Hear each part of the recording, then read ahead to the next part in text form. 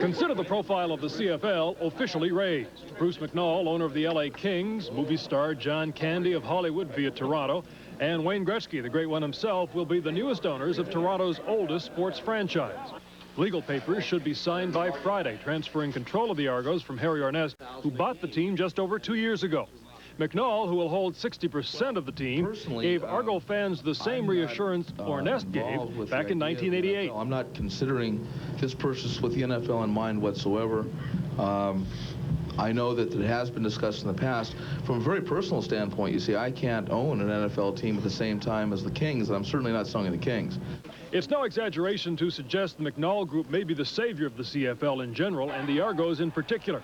Declining attendance, declining fortunes. McNall took the hockey equivalent in LA and turned it into one of the league's most successful franchises by adding Wayne Gretzky and building from there. And already the group has shown it has the ability to respond when things fall apart. It's a bad start. Yes. Well, that's the end of that. You've seen it now. You've seen it now. The Argos have... There she is. Marlena Dietrich is with us. Our silent partner. We were saving this for later, but...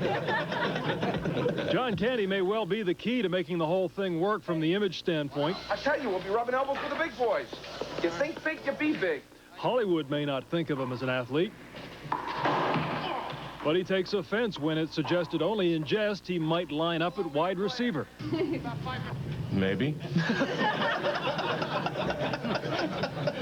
Why? What's it to you?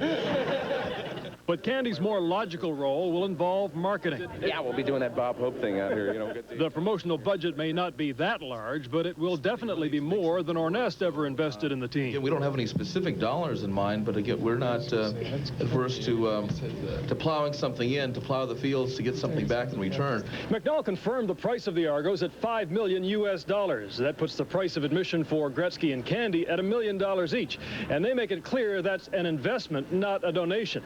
And they realize it'll take more than just the presence of a hockey star and a movie star to sell football in Toronto.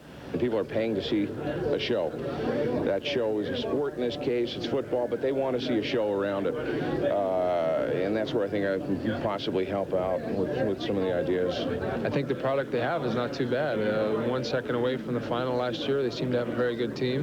But as John said, we want to make it more of a family outing, more of a family atmosphere, more of a festive day type thing. And we want to get the people familiar again with the players. Back to Gretzky, right in, the shot, he scores! But while Gretzky seemed to solve all of the hockey problems in LA, the CFL salary cap of $3 million a season, which is incidentally less than Gretzky's individual salary, makes it impossible for McNall to go the big-name superstar route with the Argos. We don't need that for Toronto here. We needed it in Los Angeles because people were not aware of the sport at all. They had no concept of it. But I think here in Toronto, they know the sport. They just have to come back to it.